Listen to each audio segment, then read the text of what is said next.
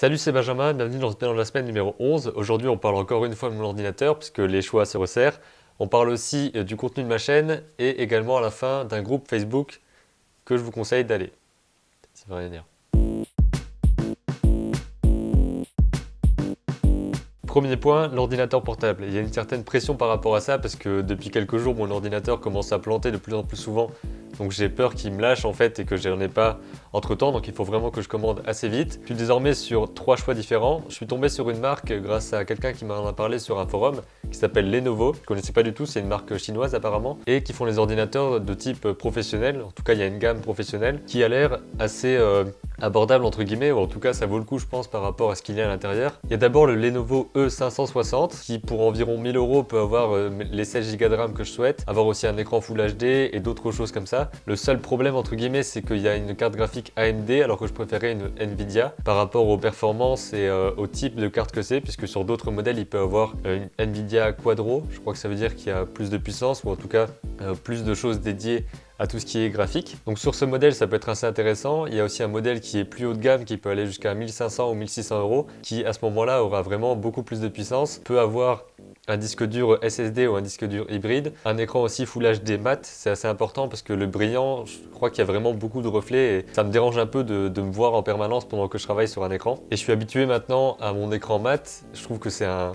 très bon compromis pour avoir un bon confort d'utilisation, même avec de la lumière variante, etc. Donc ce modèle un petit peu plus haut de gamme, c'est le Lenovo P50S. Donc c'est la version small du P50, donc c'est un ordinateur 15,6 pouces. Et ce qui est intéressant aussi avec les Lenovo, c'est qu'ils ont de bonnes performances puisque c'est pour le monde professionnel et qu'il y a aussi de la mobilité puisque c'est du 15,6 pouces et que l'ordinateur sera assez fin, etc. C'est conçu vraiment pour ça. Leur autonomie est vraiment très longue et c'est dû à l'utilisation de plusieurs batteries puisqu'il y a une batterie dans l'ordinateur qui est stable, donc qui est fixe, et il y a une batterie qu'on peut ensuite changer pour avoir quelques heures en plus, donc avoir à peu près le double d'une batterie normale. Et pour moi c'est un point assez important parce que si je peux avoir une autonomie qui dure toute une journée de cours sans que j'ai besoin de le brancher, ça peut être vraiment super intéressant et je pense que ça vaut le coup de mettre un petit peu plus de prix pour avoir les performances, la mobilité et en même temps la batterie. Parce que visiblement c'est un petit peu le problème sur les modèles Dell, les modèles de la marque Dell, parce que par exemple sur le Inspiron série 5000 ou série 7000, la batterie a l'air assez faible et l'autonomie a l'air assez moyenne, voire faible. Donc même si ça coûte moins cher, ça vaut peut-être le coup de mettre un petit peu plus et avoir cet ordinateur professionnel qui soit vraiment très autonome avec une batterie très longue durée qui puisse vraiment me servir aussi au niveau performance, au niveau mobilité, parce que je veux pas non plus que ça fasse 3 kg. Je pense que 2,5 kg, ce serait un bon compromis par rapport au fait de l'avoir dans mon sac pour aller à l'école, ce genre de choses. Il y a ces 3 modèles là, le Dell Inspiron série 7000 en 15 pouces, le Lenovo E560, ils ont des super noms ces ordinateurs là, ou plus pro le Lenovo P50S. Donc si vous avez des connaissances par rapport à ces 3 modèles, si vous en avez un, par exemple, vous pouvez me le dire en commentaire et me dire un petit peu ce que vous en pensez, les bons, les mauvais points. Il y aura forcément des mauvais points sur l'ordinateur que je prends, mais ça me permettra d'avoir un petit peu plus de détails par rapport à ça. Et n'hésitez pas à me dire aussi si vous avez déjà eu de bonnes ou de mauvaises expériences par rapport à une livraison d'ordinateur. Parce que je suis un petit peu frileux à ce niveau-là, je préfère l'acheter dans un magasin, ou en tout cas le faire commander et le récupérer en magasin. Mais je suis pas sûr que ce soit possible avec tous les modèles, donc je me demande si une livraison est fiable niveau sécurité. Je sais qu'il peut y avoir des petits tracas par rapport à ça, etc. Des petits tracas. Donc j'aimerais bien avoir votre retour par rapport à ça, par rapport à vos expériences de livraison de matériel informatique, par exemple ordinateur, tablette graphique, écran, toutes ces choses-là, si vous avez déjà eu des soucis par rapport à ça. Même si je pense que c'est assez sécurisé et qu'il y a peu de soucis, j'aimerais bien avoir votre retour là-dessus. Et je vous tiendrai évidemment au courant lorsque j'aurai mon nouvel ordinateur. Ce sera certainement dans pas très longtemps parce que si je commande pas d'ici 2 semaines, je crois que mon ordinateur là, il va vraiment être inutilisable. Donc je vous tiendrai au courant par rapport à ça dans de prochaines vidéos.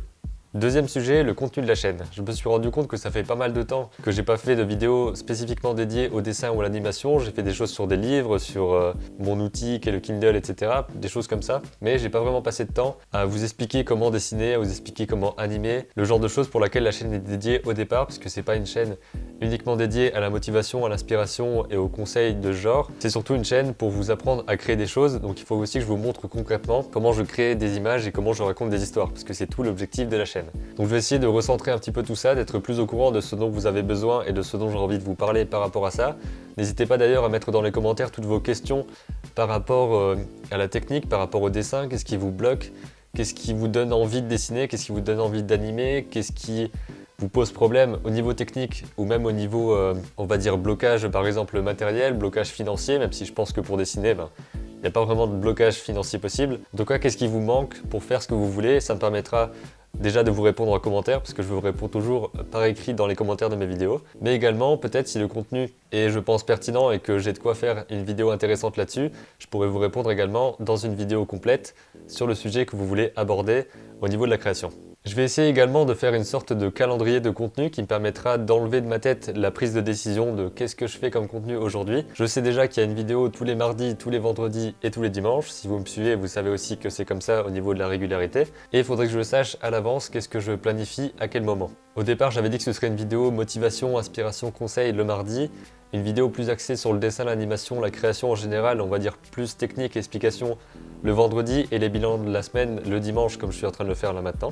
Donc il faudrait que je mette un petit peu tout ça en ordre dans mon organisation personnelle avec un calendrier de contenu qui dit que tel jour de telle semaine je fais tel contenu, peut-être prévoir une semaine ou deux à l'avance, je peux pas aller non plus un mois à l'avance, ça sert un petit peu à rien, j'aurai sûrement de nouvelles idées entre temps. Si je veux mieux organiser tout ça avec ce genre de calendrier de contenu, c'est aussi pour mieux organiser mon temps parce que ça prend pas mal de temps de faire des vidéos, j'essaye au maximum d'être le plus à l'aise possible devant la caméra, de savoir ce que je veux dire à l'avance pour pas avoir trop de bugs, etc. Parce que parfois j'en ai beaucoup trop et je me retrouve avec une demi-heure de vidéo pour une vidéo qui au final fait 8 minutes. Donc il y a vraiment beaucoup à couper, ça prend du temps de montage, ça prend du temps de tournage parce que je suis là et puis je bafouille. Et c'est vraiment intenable, je pense que ça a un rapport aussi avec mon ton parce que la plupart du temps dans mes vidéos j'essaie d'être vraiment énergique et d'être comme ça et de parler et ça me fait vraiment bugger beaucoup, donc je vais peut-être essayer de calmer ça un petit peu et d'avoir un ton plus naturel dans les prochaines vidéos. Ça me permettra aussi de ne pas gueuler dans mon micro et de ne pas avoir trop de saturation, ce genre de choses. Le chien. Je vais voir un petit peu comment je peux gérer tout ça et c'est surtout au niveau du temps, comme je vous le disais, qu'il faut que je gère mieux les situations, que je sache mieux quoi tourner à quel moment et comment le tourner le plus rapidement possible avec la meilleure information possible. C'est pour ça que, comme je vous le dis à chaque fois, vos commentaires sont vraiment importants parce que ça me permet de donner de nouvelles idées, de savoir un petit peu où vous en êtes, quels sont vos problèmes et comment est-ce que je peux tenter de vous aider par rapport à ça. C'est grâce par exemple à une question dans les commentaires que j'ai décidé de faire une vidéo sur les tablettes graphiques. Je ne sais pas quand elle sortira, mais ce sera dans peu de temps je pense, où je vais expliquer mon expérience avec ma première tablette, avec ma deuxième tablette, et ce que je vous conseille par rapport à ça, est-ce que c'est vraiment utile, ce genre de choses. On en parlera dans une vidéo complète dédiée à ce sujet. C'est aussi grâce à ce genre de commentaires que j'ai fait une vidéo sur le montage de mes vidéos, donc pas vous expliquer techniquement comment faire les raccourcis clavier, etc. dans le logiciel, mais plutôt vous expliquer quels sont les points importants dans mon processus de montage, donc comment je fais à partir de tous mes plans, donc qui duraient une demi-heure dans cette occasion précise. Je sais pas trop pourquoi, mais quand il y a une phrase où je bug, je finis toujours par dire un bout de phrase, le genre de truc que je dirais jamais dans la vraie vie, dans cette occasion précise. En vrai, j'aurais plutôt dit dans ce cas-là. Bref, je m'égare. Ah, encore un truc que je dis jamais. Toutes ces conneries, je sais même plus où j'en étais. Contenu de la chaîne. Oui, donc c'est une vidéo sur le processus de montage avec les différentes étapes, le pourquoi du comment, mais sans entrer spécifiquement dans la technique, donc c'est une vidéo plus générale qui peut vous servir même si vous n'avez pas le même logiciel de montage que moi. On y arrive. Donc voilà, je vais réfléchir un petit peu à l'avenir de la chaîne, à comment faire de meilleures vidéos plus pertinentes en moins de temps, c'est vraiment l'objectif. Donc n'hésitez pas à me dire vos commentaires par rapport à ça, vos propositions, ça m'intéresse vraiment de savoir ce que vous attendez. Je ferai pas forcément ce que vous attendez exactement, parce que je fais aussi ce que je veux finalement. Mais ça peut me donner des pistes et savoir un petit peu comment vous vous en sortez et de quoi vous avez besoin, ou de quoi vous pensez avoir besoin. Enfin, mettez tout ça en commentaire. Dernier point de la vidéo, j'aimerais vous parler du groupe Facebook Les Pépites de YouTube. Ce groupe a été récemment créé par Philippe Sung, avec qui j'ai discuté au départ via le groupe Les Nouveaux Blogueurs, qui est un autre groupe Facebook, qui lui est consacré au blogging en général et toutes les questions pour s'entraider entre blogueurs. Donc là, c'est un petit peu le même principe, mais pour les vidéos de YouTube. Enfin, au départ, il avait dit les vidéos de YouTube, mais finalement, en discutant avec lui, on s'est dit que c'était mieux de généraliser, que ce soit les créateurs vidéo en général, parce qu'on ne dépend pas d'une seule plateforme, comme on en a déjà parlé, je crois. Peut-être pas en fait. En tout cas, si on l'a pas fait, on le fera un jour. Donc j'ai pas mal discuté avec Philippe, on est un petit peu sur la même vision en termes de motivation, d'aspiration, d'utilisation des réseaux sociaux. Donc on discute assez régulièrement par rapport à ça et il a décidé de me faire administrateur de ce groupe, c'est-à-dire que je peux gérer un petit peu des choses par rapport au groupe. C'est pour ça aussi que je voulais vous en parler parce que c'est quelque chose qui commence à me tenir à cœur également et on aimerait agrandir ce groupe-là avec des personnes motivées, des personnes inspirées qui ont besoin aussi de conseils. C'est ouvert aux débutants comme aux confirmés, que vous ayez déjà fait de la vidéo ou pas. L'important c'est que vous soyez motivé, inspiré, que vous ayez envie de créer des vidéos, de savoir comment on fait, que vous posiez vos questions spécifiques à ce domaine en particulier. C'est pas un groupe pour faire de la publicité pour vos chaînes, pour vos vidéos, c'est plutôt un groupe d'entraide, un groupe de motivation et de conseils où on est censé partager notre expérience par rapport à ce domaine. Donc si ça vous intéresse, le lien est dans la description, je vous invite à nous rejoindre et à poser toutes les questions que vous voulez poser et à interagir avec nous. L'autre point important qu'on a en commun avec Philippe, c'est le fait de vouloir intégrer notre contenu dans les réseaux sociaux, dans les différents réseaux sociaux justement, parce qu'il a une chaîne YouTube où il fait du podcast audio et commence à faire des vidéos également. Et surtout, on pense que Snapchat a une grande importance, que c'est un énorme moyen de communication avec notre public et avec les autres gens passionnés autour de nous. Donc je vous mets ici son Snapcode, je crois qu'on dit ça, Snapcode, ça doit être ça, ouais, Snapcode. En tout cas, il est là. Vous pouvez aussi ajouter mon Snapcode qui se trouve juste là.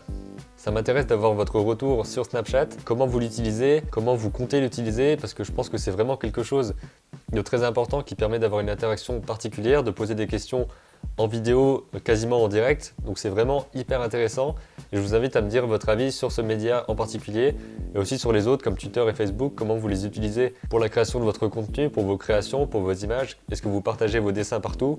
Est-ce que vous partagez vos animations sur YouTube? Est-ce que vous préférez mettre vos dessins seulement sur Instagram? Comment est-ce que vous partagez tout ça? C'est important de savoir que les différents contenus sont sur des différentes plateformes parce que chaque plateforme a ses spécificités, on en parlera peut-être un jour. J'étudie un petit peu comment font les autres artistes, notamment les artistes que j'admire du côté américain. Je vous en avais parlé dans la vidéo sur pourquoi apprendre l'anglais. J'essaye un peu de comprendre qu'est-ce qu'ils postent sur Instagram, qu'est-ce qu'ils postent sur Facebook, sur YouTube, de voir un petit peu les différences et quelles spécificités à chaque contenu par rapport à la plateforme sur laquelle il est publié. C'est tout pour ce bilan de la semaine numéro 11, j'espère qu'il vous a plu. N'hésitez pas à me dire en commentaire tout ce que vous avez à dire sur tout ce dont j'ai parlé depuis le début de la vidéo. Vous pouvez aussi la partager autour de vous, n'oubliez pas que c'est ce qui aide le plus la chaîne. Vous pouvez aussi passer sur le lien affilié vers la boutique Amazon qui se trouve dans la description si vous avez des commandes à passer et que vous voulez au passage m'aider un petit peu financièrement. Je vous dis à très bientôt pour de nouvelles vidéos et d'ici là n'oubliez pas, créez vos images et racontez vos histoires. J'ai finalement changé d'avis, au lieu de faire un géant dans un format large comme ça, je vais finalement en faire un dans un format un petit peu plus resserré. Donc là je commence l'étape du crayonné.